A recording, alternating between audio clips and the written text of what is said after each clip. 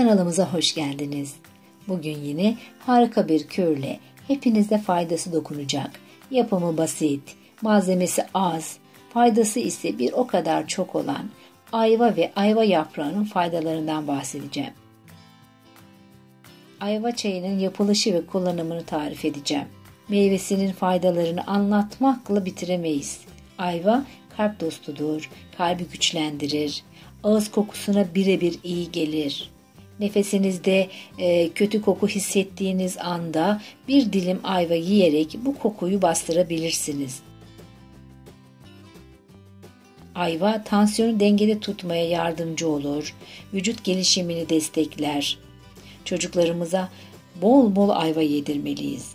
Soğuk algınlıklarına, gribe, boğaz ağrılarına, öksürüğe karşı koruyucu etki gösterir. Peki çayımızı nasıl yapıyoruz? Öncelikle ayva yapraklarımızı güzelce yıkıyorum. Kendi bahçemdeki ayva ağacımdan topladım. Bir miktarını da kurutacağım inşallah. Kış uzun biliyorsunuz, sık sık yapabileceğimiz, yardımına ihtiyaç duyacağımız çay olacak. 3 su bardağı suyumuz cezvemizde kaynıyor. Kaynayan suya 6-7 adet ayva yaprağını ekleyip 3 dakika kaynatıyorum. 3 dakika dolduktan sonra ocağın altını kapatın, 5-6 dakika demlemeye bırakın. Uzun süre kaynatmak ayva yapraklarının özelliklerini kaybettiriyor. Tamamını hemen tüketecekseniz yaprakları cezveden almanıza gerek yok. 20-25 dakika sonra içecekseniz süzün, öyle kullanın. İçimi oldukça sert arkadaşlar. Sade içildiğinde şöyle bir acımtırak bir tadı var.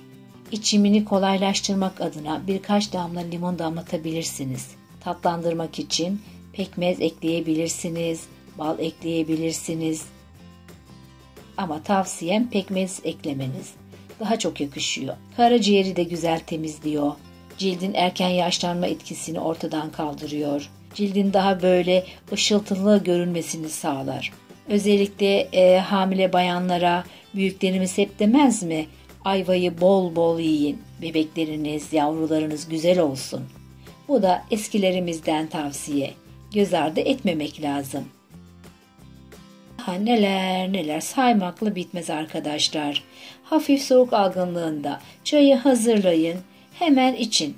Faydasını göreceksiniz. Bugünlük de bu kadar arkadaşlar. Videomuzu beğenmeyi, paylaşmayı, abone olmayı unutmayın.